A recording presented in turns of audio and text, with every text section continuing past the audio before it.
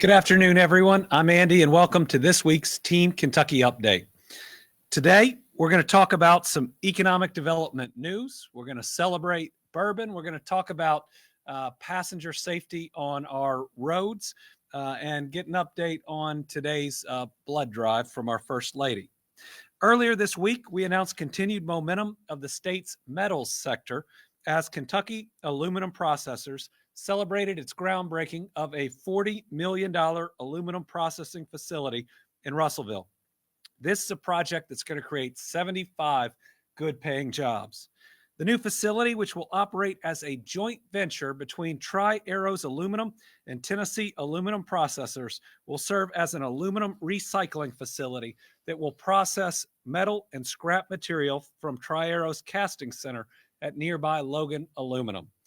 I want to thank the company's leadership, actually both companies' leadership, for coming together on this project, and we look forward to their success in Logan County. I also want to highlight one of our state's signature industries, Kentucky Bourbon. September is National Bourbon Heritage Month, and the state of this industry has never been stronger. Entering this year, Kentucky's bourbon industry has seen a $9 billion annual economic impact and has generated more than 23,100 Kentucky jobs with a payroll well over $2 billion. I'm happy to be joined here today by representatives from a couple of the companies investing in our state to help us celebrate Bourbon Heritage Month. First, we have Wally Dant, president and distiller at Log Still Distilling, as well as, do we have Christy with us? Just Wally Dant, president and distiller of Log Still Distilling. 2 years ago, I joined Wally, his family, and a great team to cut the ribbon at Log Still in Nelson County, which then was a $60 million investment with nearly 150 new jobs. This is a project that truly represents the potential of the industry, with bourbon production, an amphitheater hosting a great concert series, a bed and breakfast, and many other amenities. Projects like Log Still mean economic growth as well as significant tourism. I'd like to invite Wally up to say a few words about Log Still's incredible success in Kentucky.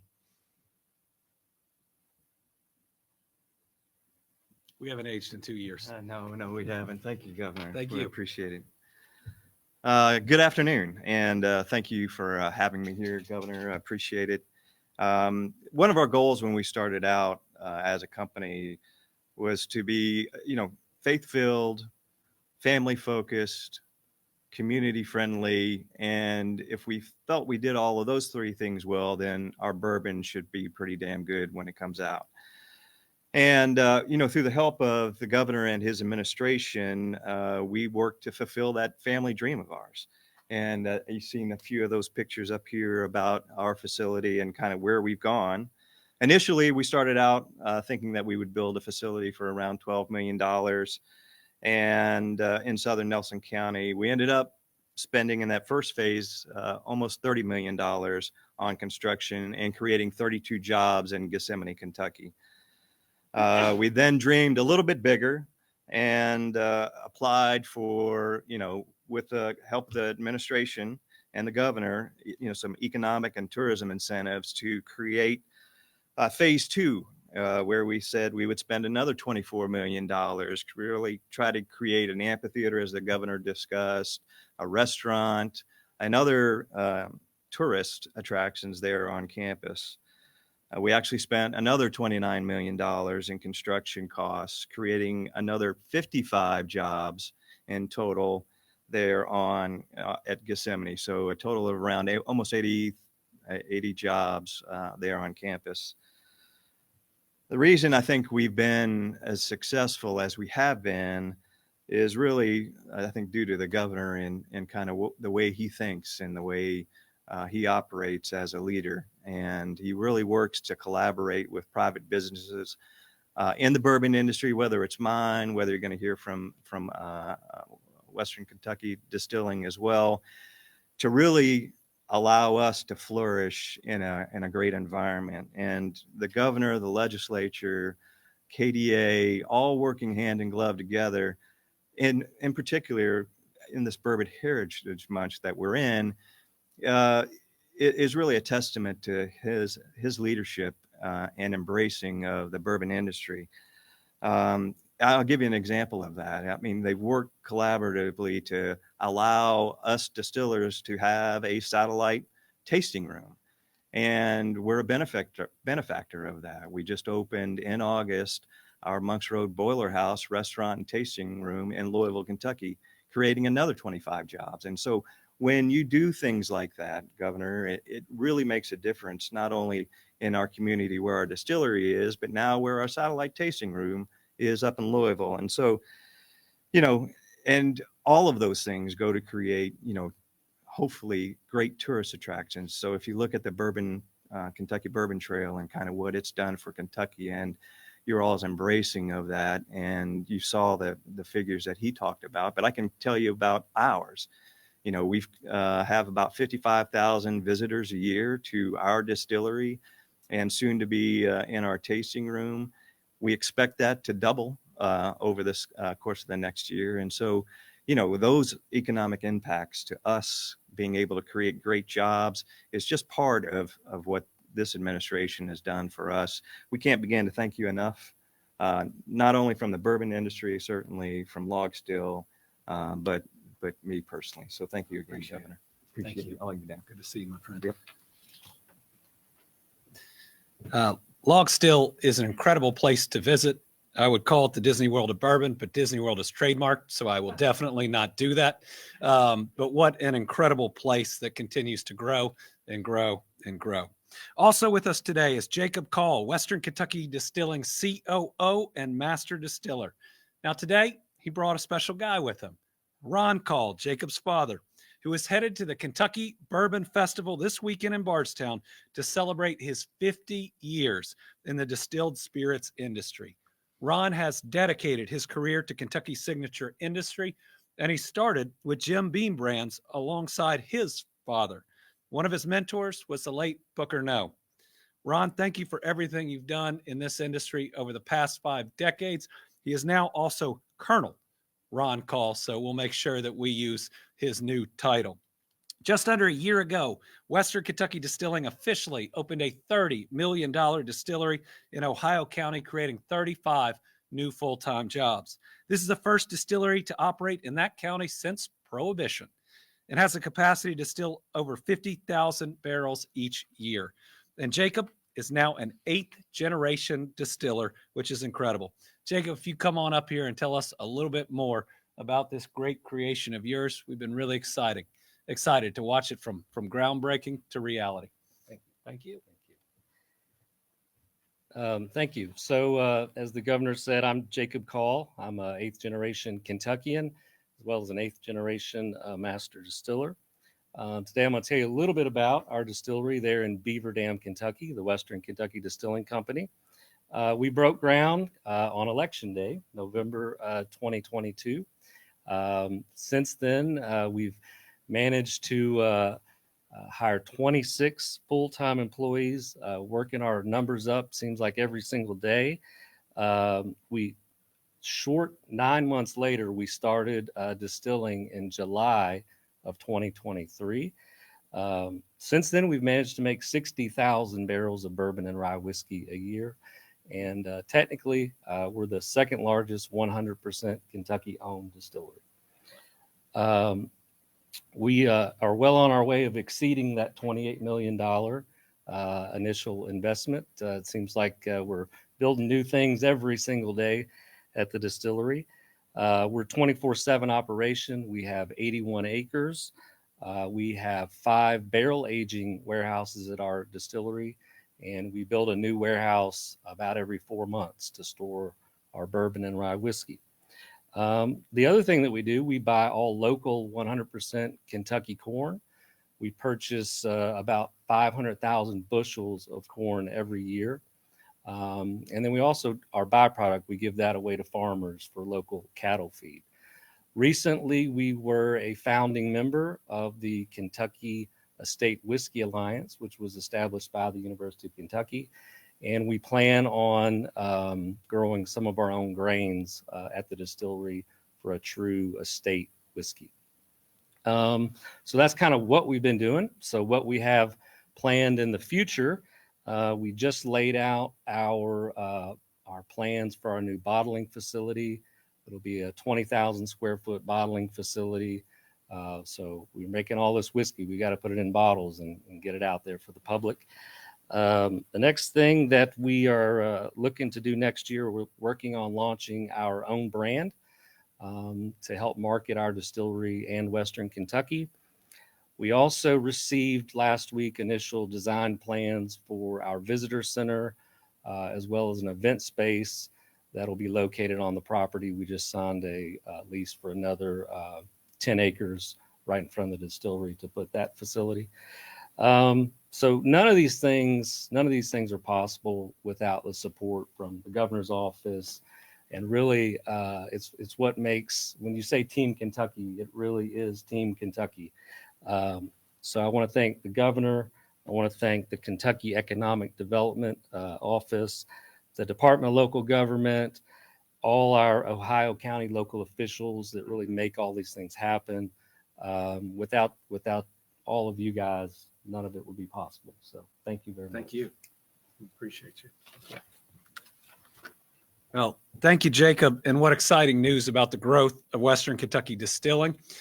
Their location is also helping us in other ways. They were the first company to come into the industrial park where they're located, which is a really great site that we are now showing a number of other prospects. When we get that first company into these sites, the one I talked about earlier, the Kentucky Aluminum Processing, same thing, the first one in a new industrial park.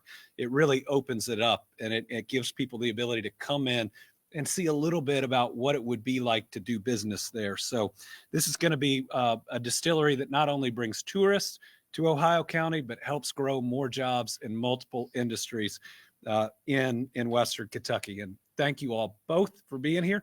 And thank you both for making delicious products. For the past several months, I've also been proud to make positive announcements in our fight against this state's drug epidemic. By working together, we are removing illicit drugs off our streets, and we are decreasing overdose deaths. In 2023, we had a nearly 10% decrease from the previous year, thank goodness. We're building a new Kentucky home, one where our children are better protected from addiction. Lives are being saved from overdoses, and the state's recidivism rate has been reduced. Together, we've moved our state forward, and today we're furthering that momentum by awarding $1.7 million from the federal Edward Byrne Memorial Justice Assistance Grant. This money is going to 11 law enforcement agencies and drug task forces and one nonprofit organization. One of these agencies is the Kentucky State Police, which is receiving $372,000 in funding. Just a couple weeks ago, we announced that in July, KSP's drug seizures amounted to over $9.6 million in illicit drugs, the largest amounts seized in 1 month in recent history. We have a video message today from KSP discussing how this grant award is going to further their efforts to create safer communities across the Commonwealth. Kentucky State Police is focused every day on removing illegal drugs off Kentucky streets. In July, we were proud to announce that our drug seizures amounted to over $9.6 million, which is the largest amount seized in 1 month in recent history. And by working together, the Commonwealth has reduced overdose deaths the last 2 consecutive years. But there is more work left to do, and KSP is not taking our eye off the ball. Thanks to today's grant award, we will be able to continue with our forward trajectory and focus our efforts in areas with high drug abuse, such as Lexington, Louisville, Owensboro, Northern Kentucky, London, and Bowling Green. While our drug task force officers partner with other local and federal agencies to develop and implement response, investigations, and programming. I am proud of the work all law enforcement and first responders are doing to create a better, safer Kentucky for future generations. Thank you to Governor Beshear for his continued support of our agency and his commitment to saving Kentuckians and their families from drug abuse and overdoses. A new Kentucky home is being created, and KSP is honored to be part of it. Thank you. We owe all of our law enforcement officers a debt of gratitude, and we pray daily for their safety, especially all of those in Laurel County continuing a manhunt for someone who must be brought to justice. I was there this morning meeting with them. Very grateful. Everyone from the sheriff's office to the City of London Police, to KSP, to the FBI, to Fish and Wildlife, and so many others that are there. We have some of the best technology. We have some of the best trained individuals out there. We have bloodhounds that are in from Illinois. Truly, everybody doing everything they can to assure that community that we're going to bring this individual to justice, but also ensure their safety in the coming days. And to our drug and narcotic task forces, thank you for making our communities stronger, our streets safer, and our nation more secure.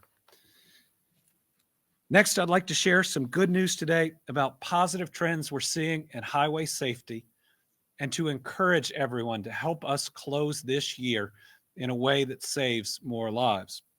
If you look at last year, by the same week, we had sadly lost 563 people to crashes. Most of them are fellow Kentuckians. So far this year, we're trending 15% lower with 477 lost in fatal crashes. And injuries from crashes have also had a decrease of 11%. While I wish we didn't lose anyone on our roads, these numbers are encouraging, and they say that there is more that we can do. And we have to remember, they're not just numbers. We're talking about fewer people thus far this year than last year mourning a lost loved one. Fewer people this year than last year recovering from a difficult injury. Ensuring Kentuckians can get where they need to go safely has always been a goal of Team Kentucky, and we're grateful for the efforts of the Transportation Cabinet and the Kentucky Office of Highway Safety. I want to thank each and every Kentuckian for what they do every day on the road to keep others safe. I was just behind a car today, veering a number of ways, probably texting, and the semi next to it blew its horn, and that person popped up, you could tell, and all of a sudden straightened out. That's one small thing that we can do on the roads. The other is don't pick up that phone at all when you're in the car, and make sure that everyone has their seatbelts on. Let's keep it up and remember and remind others that wearing a seatbelt is the number one thing we can do to reduce fatalities. Over the past 2 years, seatbelt use has increased 3.4%, according to the Kentucky Transportation Center UK. So far this year, we're seeing the same positive trend.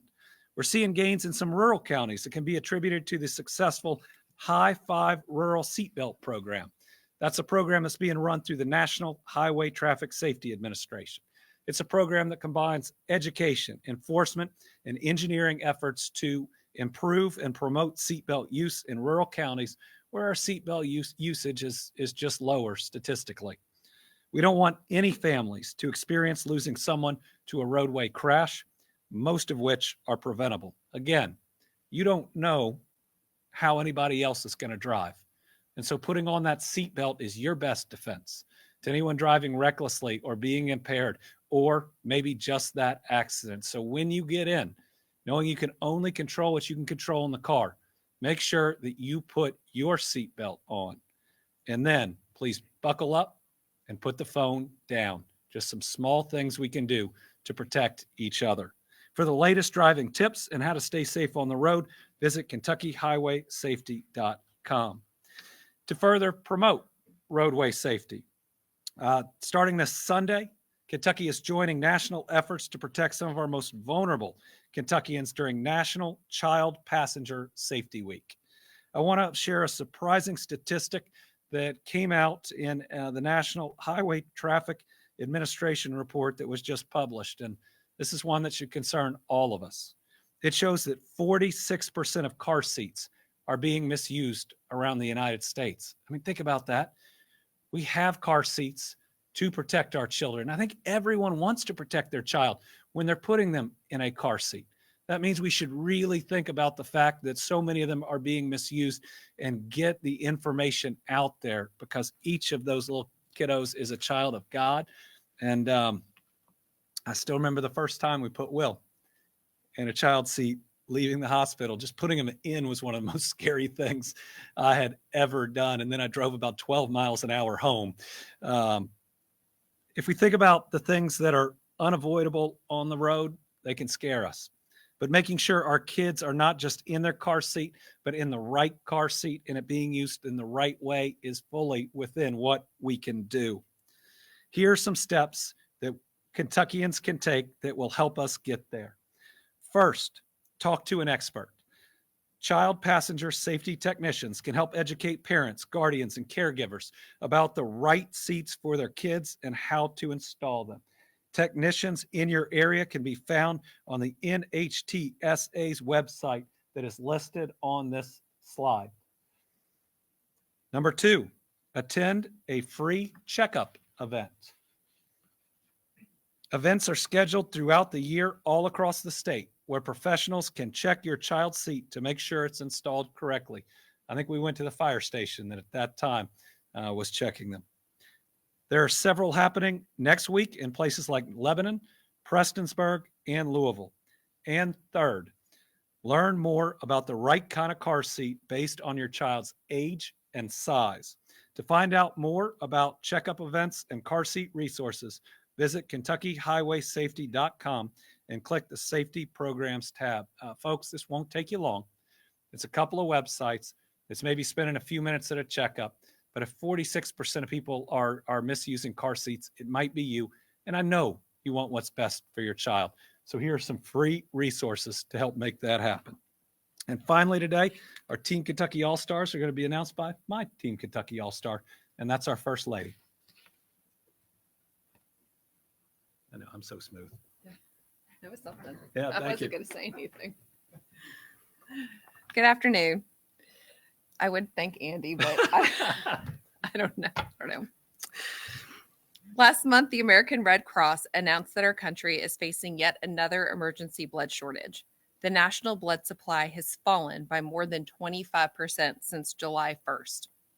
The Red Cross asked for people across the country to step up to donate to make sure all patients can continue to receive the life-saving transfusion or plasma they need after an illness or injury. I'm proud to say that Team Kentucky answered the call once again. This morning, Andy and I rolled up our sleeves to donate, and people from across state government and the Frankfort community have joined us. So we are naming each of today's donors as this week's Team Kentucky All-Stars. You all are living out our values, making sure we can take care of our neighbors in the moment they need us the most. One thing that I have learned is that both blood and plasma have a shelf life. So even if you have given blood once and for some reason that blood was not needed, it can no longer be used after a certain date. So please donate. If you weren't able to donate today, you can still participate in this initiative. Remember, all you have to do is go to governor.ky.gov/give blood. If you live in Frankfort, there are 8 more blood drives scheduled in September alone, all sponsored by a personnel cabinet. The next one is tomorrow. Our website also includes a link where you can sign up to donate at a location near you anywhere in the United States. Each of us has the power to save a life, whether it's someone who's been through a traumatic accident or somebody who is facing an illness and needs this treatment. Again, we encourage everyone to visit governor.ky.gov/give blood to sign up to donate. There are options no matter where you live. As always, we want to thank our partners at the American Red Cross and the Kentucky Blood Center who make these drives possible. I also want to thank our personnel cabinet staff for their work to organize the blood drives throughout the year. Last, but certainly not least, I'm also thankful to all of the other first spouses and governors who have joined us in promoting blood donations or who are planning to do so over the next few months. It's inspiring to see how we can all come together and use the power of the governor's office to help everybody, because everybody is our neighbor. Thanks again to everyone who donated today. My words were not wording. Let's try that again. Thanks to everyone who donated today, our newest Team Kentucky All-Stars. Thank you. You're welcome. I think about the fact that just yesterday I was at Norton Children's Hospital in Louisville to recognize Pediatric Cancer Awareness Month, and this morning I'm in Laurel County, where people were shot and injured and rushed to the hospital on Saturday. That's both individuals that regularly need transfusions that we care about and we want to support, and those that are in terrible situations that without us giving the life and gift that is blood wouldn't recover. Proud to say 4 of the 5 people that were shot on Saturday are now out of the hospital, and the other is expected to survive. But from being somebody that's had friends in these mass shootings that did not go as well, this is a blessing even in a really terrible situation. So with that, we'll open it up to questions. We have 2 reporters in person and 1 virtually. So we'll start with Tom. Thank you, Governor. Good afternoon to you. We've had, this is last count, 4 school threats done by students. Well, 4 have been charged, arrested. Is there any more resources you can bring to bear to have this horrible rash of the school threats stop? Yeah, what we've seen over the past week and months is sadly all types of threats. So significant threats on schools across the Commonwealth. Of course, the actual shooting that we saw in Laurel County on the interstate, some other smaller incidents that have occurred throughout the state. I'm proud of the work our schools have done. The most recent report on school safety shows a significant increase over the past several years with SROs on campus.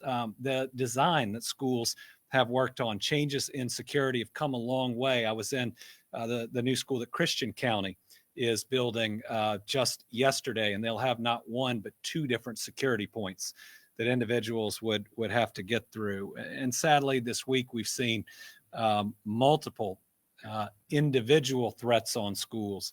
And then you got these awful people from around the country that send them to every school in a state. We knew we were going to get some threats, 2-3 days ago, because they were coming through Ohio. And they even called us to say, expect these. That type of intent to create fear or the intent to do harm is just awful. I know it's an evil that is currently in our society. And I'd like to think that we can both make our schools more secure, but also have a real conversation about doing something. I mean, just doing something. Red flag law might not have stopped all of these, but it could stop some of them and could stop some in the future. Florida has a red flag law. This isn't a blue state law. It's just one where we trust our courts to protect people's Second Amendment, but to step in before someone is murdered. We trust our courts with the custody of our children. Certainly, we ought to be able to trust our courts in this situation where law enforcement presents evidence that something really violent is about to happen. Karen. Thank you, Governor. I have 2 actually. One is the mayor in London had posted that some students were still having internet difficulties. We know several schools were closed in that area because of the shooting. How far have we come since COVID, and what still needs to happen to ensure that all students have internet in case they need to do virtual learning? And then the other is, are you willing to share your thoughts on this week's debate? So as far as virtual learning, we still have a ways to go to get every home and every business connected to high-speed, affordable internet. The great thing is the funding is coming. We just keep pushing to ultimately get access to using it. We have over $1 billion sitting in the bank account right now from the federal government, from the BEAD program, but we have yet to be authorized to put it into the ground. I'm grateful for this money. It has been 2 years since the bill was signed, and it's time to get that final approval so that we can move forward. Part of the NTI challenge in the area where the shooting was is internet access. Another part is it was totally unexpected. Now, a lot of what schools want to do, especially when the weather is getting rough and know that a storm is coming in, is to get the resources in the children's hands, and also to give the educators the time to maybe repackage the curriculum in a way that works through NTI. Neither of those was possible with how quickly this one happened. However, some of the districts are moving in that direction. They also have a challenge that reopening, and we certainly helped Rockcastle reopen safely.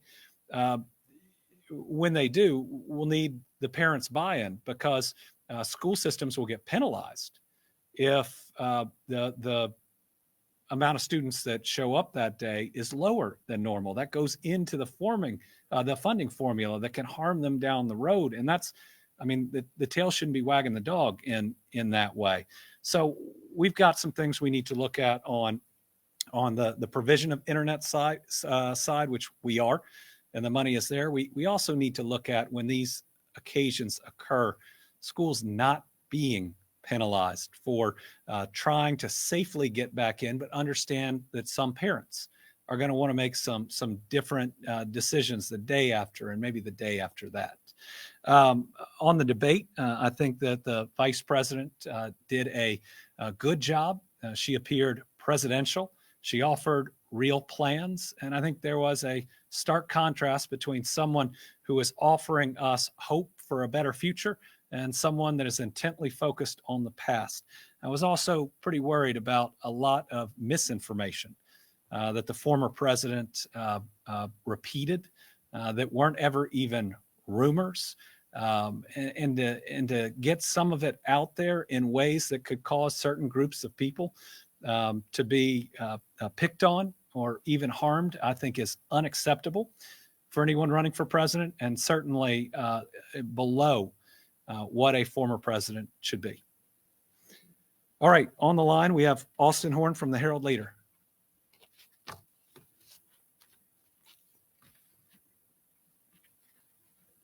Thank you, Governor. I was just curious about the recent appointment of John Will Stacy to the PSC. I was wondering what you saw in him that led to that appointment. And also, there wasn't like a public announcement. I think it was made 8 days ago or so, and was just wondering when that was coming, and if that was a change from procedure, or if that was just normal procedure. Well, our normal procedure is we don't put a lot of releases out about new appointments. At the PSC, we may or may not have in the past, but there certainly wasn't anything intentional in that. John Will Stacy has been a business owner. He's been a county judge executive. As you look back in time, we believe that running a county, for instance, is really good potential training and background. I think about Dave Armstrong and his time in the Public Service Commission and the good job that he did. I believe that John Will has industry experience, and is also from an area of the state that needs representation on the PSC. I think overall he's fair as well. He understands that our state has energy needs that have to be met. He also understands that the way that energy needs are provided is changing across the United States. So I believe he will be balanced and open and do a good job. I also know he's ready to do the work. Part of what we have to find on these boards are individuals that are up to the job that can get confirmed. And remember, there was a real chilling effect when the state Senate refused to confirm not one, but multiple appointees to the PSC who are more than qualified. All right, that is this week's Team Kentucky Update. We did it in 30 minutes. I will endeavor to be this brief in the future. Thank you all very much.